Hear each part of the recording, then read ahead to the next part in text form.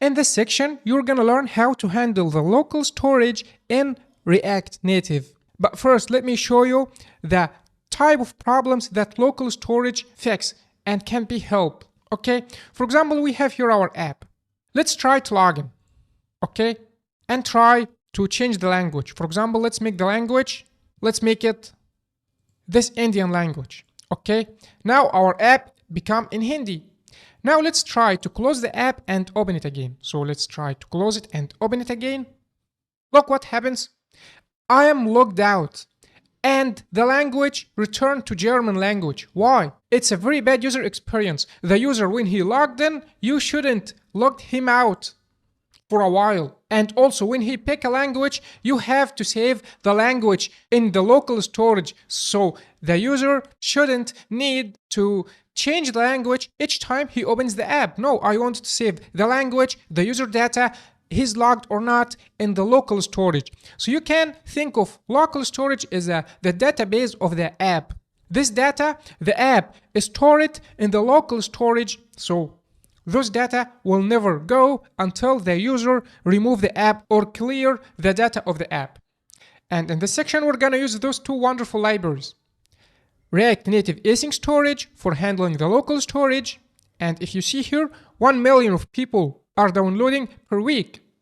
And also Redux Persist. And this is to save the data from Redux. And it depends also on React Native Async Storage.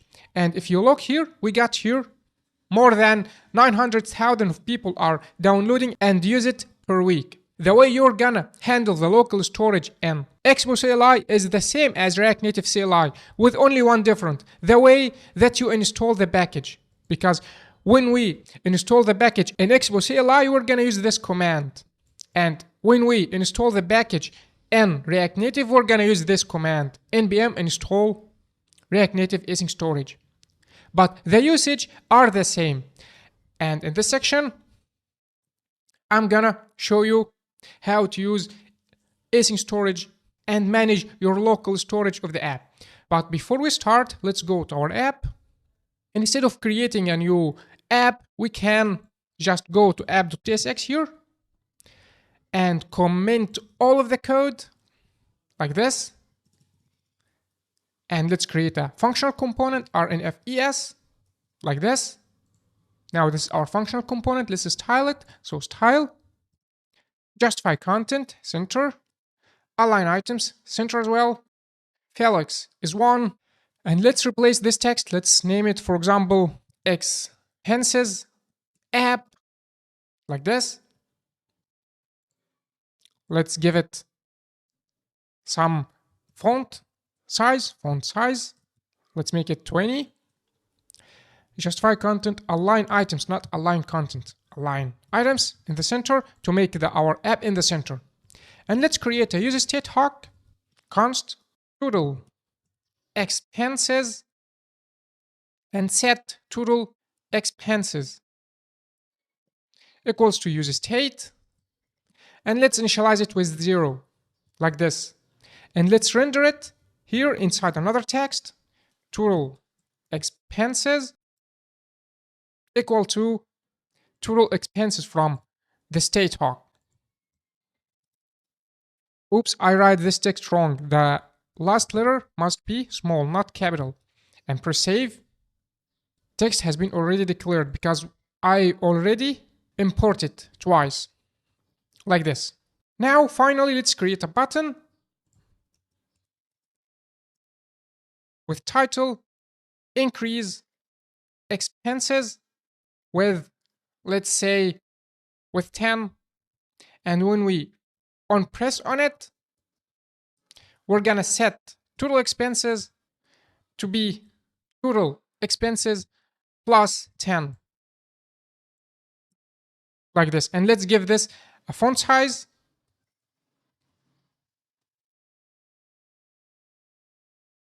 Let's make it 30, like this.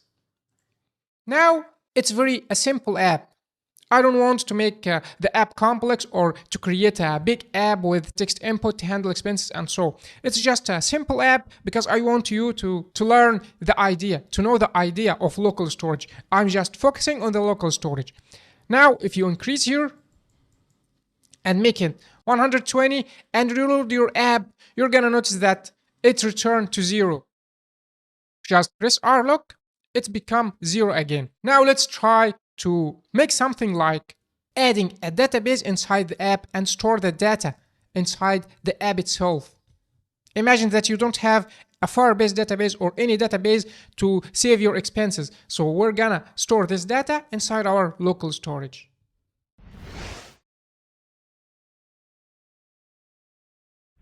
Now, this is my simple app, and I made it very simple to simplify, give you the idea of local storage. So it's just expenses app. When you pay for something, you just increase it here, total expenses, okay? When you press here, you can increase the number. But if you press R and reload the app, it returns to 0. We want to save this number inside our local storage. So when you add something, for example, 60 and press R, you see here 60, not 0, okay? So now let's go and install async storage.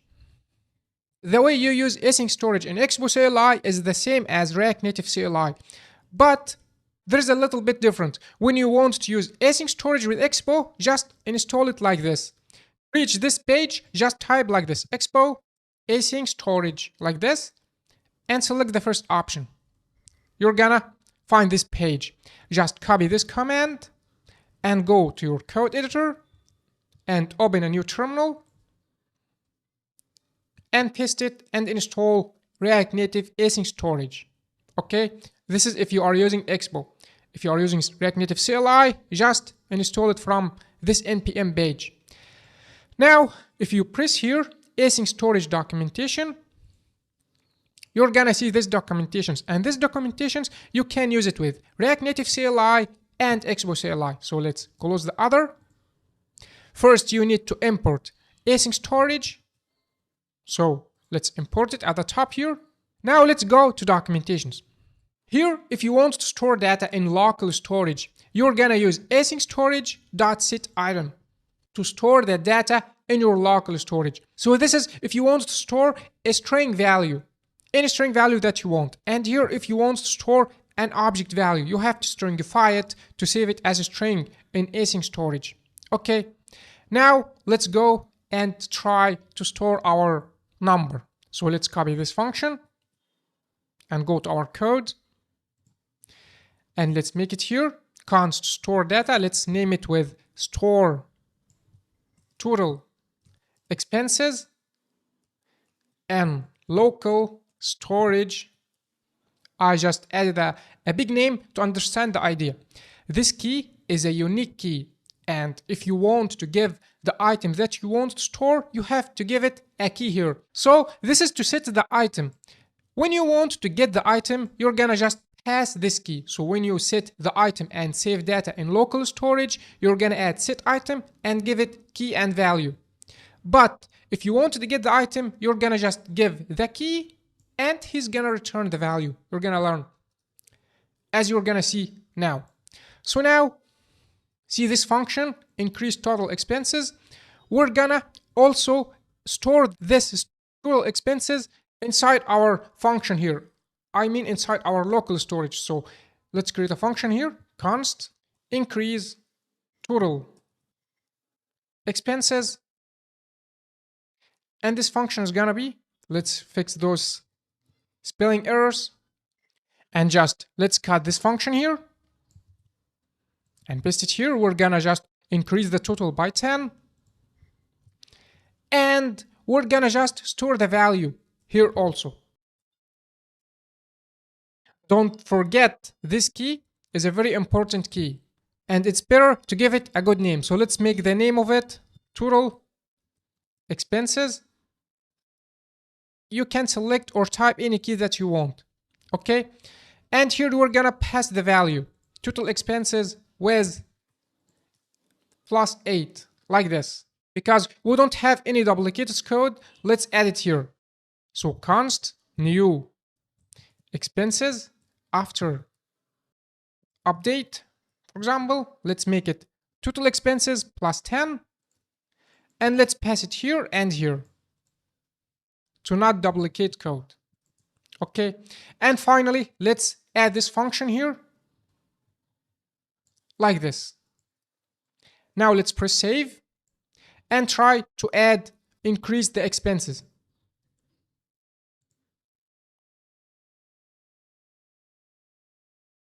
Oops, we got an error. And I know why. Because async storage in React Native only stores strings, only strings. And we want to pass here a number. So to fix this, just convert this number to string.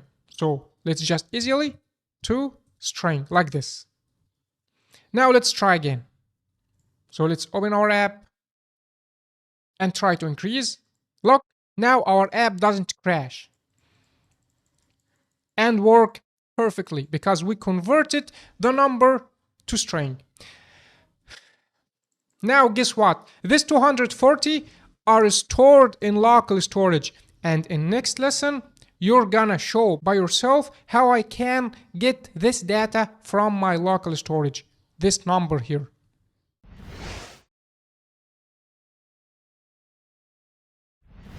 Now it's time to get the data from our local storage, and this 240 are stored, but if you just reload, it returns to 0. But 240 are still in the local storage, and I'm gonna show you how to get those 240. So inside our local storage documentations, this was the first thing to store the data. Now it's time to learn how to read the data. And to get the data, an async function as well, just copy it. And let's go to our code. And this is our first function, store data. And this is our second function, read data. And inside this second function, we're gonna paste the code here. And this third function for adding expenses. Okay. Now to read the data, which data we need to read? We need to read this total expenses because this number here, the 240 are stored in this total expenses key. So let's just copy it and paste it here, easily as this. And you can log here the value. So let's remove this comment and try to console.log the value. Let's give it a name, value from local storage, total expenses equals to this value. Okay, let's add comma here. Okay, now let's try to call this function. So we're gonna use effect hook. Use effect hook. We're gonna run it at the first time when we open the app. We're gonna just call this function and let's call it and look at the log. So if you go to log here, look what we got. Values from local storage total expenses equals to 240. Now let's just easily set the state to this value. So let's go up here and set total expenses to here when we get the value and set it with the value. And press save and let's go to our app. Look, we got here 240. But why this argue here? I'm gonna show you. Look, when you increase, look what happens. You're gonna increase 10 as a string. And this is totally wrong. Why? Because when you store the 240 number to local storage, you convert it to string. And in JavaScript, if you make it 10 plus 10 as numbers like this, he's gonna return 20. But if you just add a 10 plus 10 as a string, he's gonna return like this, 1010, because he adds them together. So you need to make this number, not string. So to convert type from a string to number in JavaScript, you can easily add this plus here. This plus here convert the string to number. Now let's press save and try to test again. Now when you increase, look, you increase, the item has been increased by 10. If you look here, just only by 10. And now this number is stored in our local storage. So if you just reload the app, remember this number that ends with 300. When we reload the app, look, it's still the same number because this number is stored in the local storage, and this number is not gonna be gone until you remove the app or clear the data of the app. Now you've learned how to read data. It's time to learn how to remove data.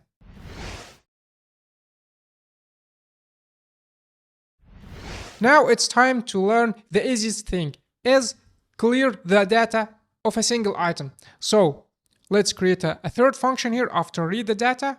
Let's create a function to remove data. And this is gonna be, let's name it remove data. And this is gonna be async function.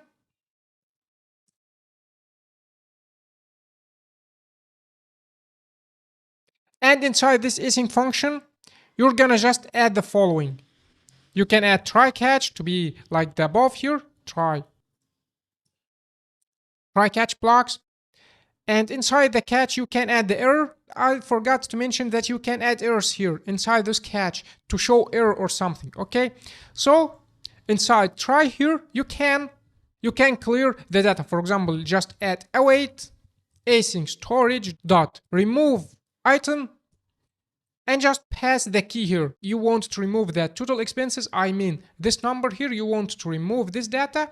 Just add the key of it here like this. Now let's try to test this function. So let's add a button here with title remove data. And when we press on it, we're gonna remove the data. Now let's try to remove the data. Now, when I press this here, this number was removed from the local storage.